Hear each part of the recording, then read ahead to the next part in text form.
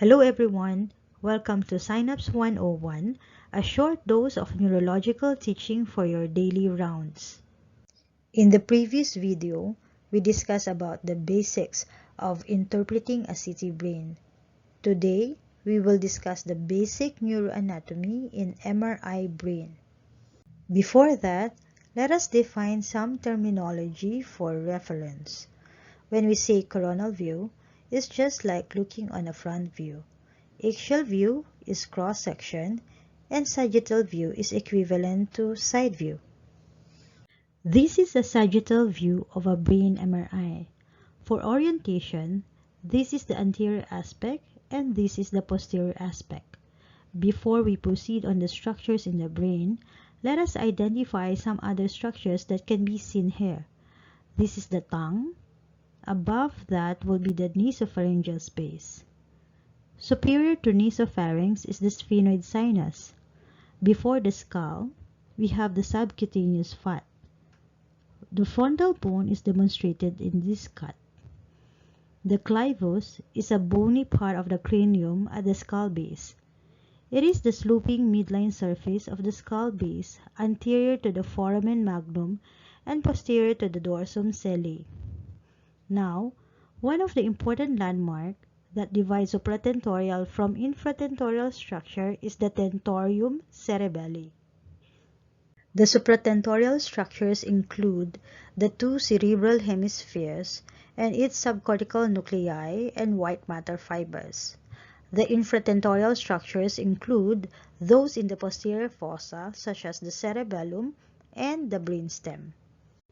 In this image, the prominent structure in the middle is the corpus callosum, which is the largest commissural fiber in the brain. Commissural fibers connect left and right hemispheres. It has four parts. Starting from anterior, we have the rostrum, genu, body, and splenium posteriorly. From the rostrum to the body of corpus callosum, it is supplied by branches coming from the anterior cerebral artery. The splenium, on the other hand, is supplied by the posterior cerebral artery. Just above the corpus callosum is the callosal sulcus. Above it is the cingulate gyrus, which is part of the limbic system involved in processing emotions and behavior regulation. It also helps to regulate autonomic motor function. Right after the cingulate gyrus is the cingulate sulcus. Above the cingulate sulcus, you can appreciate three cerebral lobes here. The frontal lobe, the parietal lobe, which is separated from the frontal lobe by the central sulcus of Rolando, while the parieto-occipital sulcus separates parietal lobe from the occipital lobe. Below the corpus callosum is the fornix. Fornix is a part of the limbic system. It is the major output tract of the hippocampus. Inferior to that is the thalamus, which relays motor and sensory signals to the cerebral cortex. Inferior to the thalamus is the brainstem composed of midbrain, pons, and medulla. Posterior to the brainstem is the cerebellum. In this sagittal view, I'll be demonstrating the CSF flow. CSF is produced by the choroid plexus located at the lateral ventricles. It will flow to the third ventricle via the foramen of Monro, then to the cerebral aqueduct, or also called as aqueduct of Sylvius, or iter. It is the ventricle of the midbrain. After which, CSF will flow to the fourth ventricle in the pons and the medulla. It is the ventricle of the cerebellum as well. The CSF will flow out from the ventricles to the subarachnoid space via three foramina, two foramen of Luschka laterally and one foramen of Magendie medially. In the subarachnoid space, there are prominent spaces called cisterns. Cisterns are spaces within the subarachnoid space where the pia mater and arachnoid membrane are not in close approximation. In front of the midbrain, there is the interpeduncular cistern. Posteriorly, there is the quadrigeminal cistern, which is posterior to the quadrigeminal plate. In front of the pons is the prepontine cistern. And the largest of all cistern is the cisterna magna. The cisterna magna is located between the cerebellum and the dorsal sulcus of the medulla, which is above the level of the foramen magnum. Let's go back to the structures near the thalamus. Inferior to the thalamus is the hypothalamus. The pituitary stalk connects the hypothalamus and the posterior pituitary. The optic chiasm lies approximately 1 cm above the pituitary fossa. The chiasm contains decussating axons from both optic nerves. Now let's go down to the structures around the midbrain. In front of the midbrain is the mammillary bodies. The primary function of mammillary bodies is recollective memory.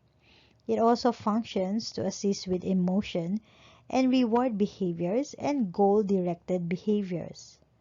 Posterior to the cerebral aqueduct, you can appreciate the tectum, or also called as quadrigeminal plate. It is called quadrigeminal plate because it is composed of 4 colliculi, a pair of superior colliculi and a pair of inferior colliculi. Superior to the quadrigeminal plate is the pineal gland. Pineal gland apparently produces melatonin that regulates sleep. Now let us see the eggshell view of the brain in MRI.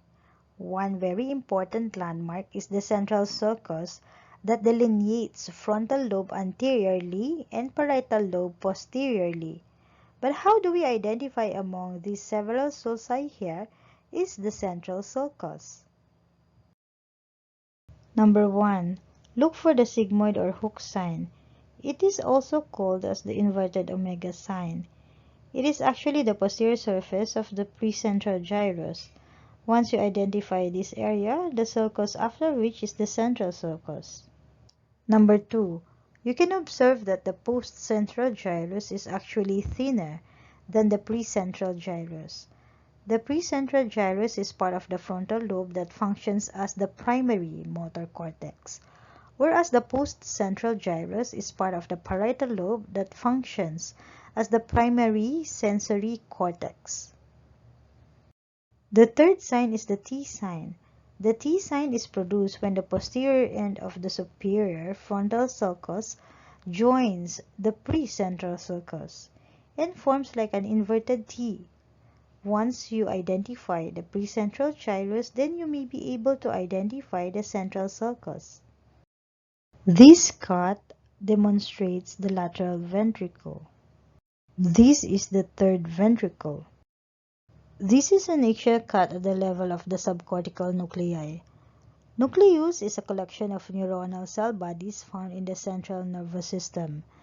The caudate nucleus is the lateral border of the lateral ventricle. Lateral to the third ventricle is the thalamus. The lentiform nucleus is composed of the globus pallidus medially and the putamen laterally. The internal capsule is sandwiched among the subcortical nuclei.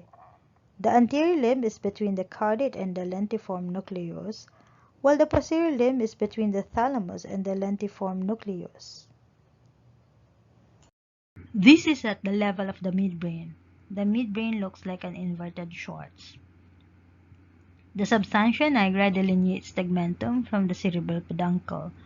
Cerebral peduncle serves as a conduit of different projection fibers, and one of them is the corticospinal tract.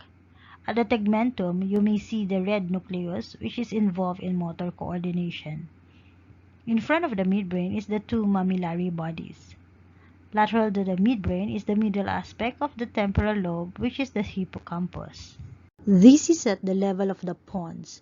The fourth ventricle is the ventricle of the pons, and posterior to the pons is the cerebellum.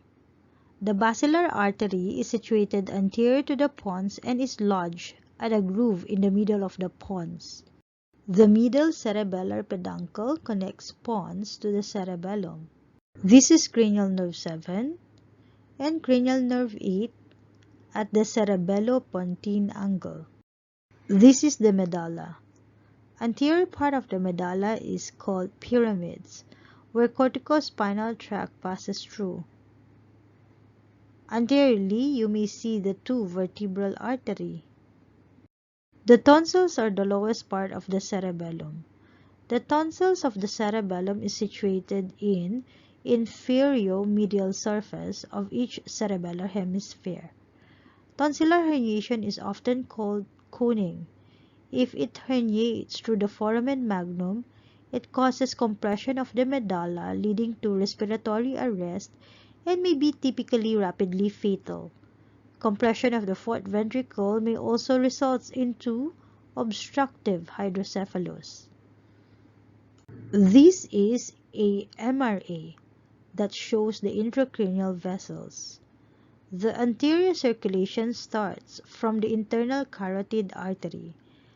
And let's trace the right ICA, which divides into a medial cerebral artery supplying the lateral brain and the anterior cerebral artery or ACA supplying the medial aspect of the brain.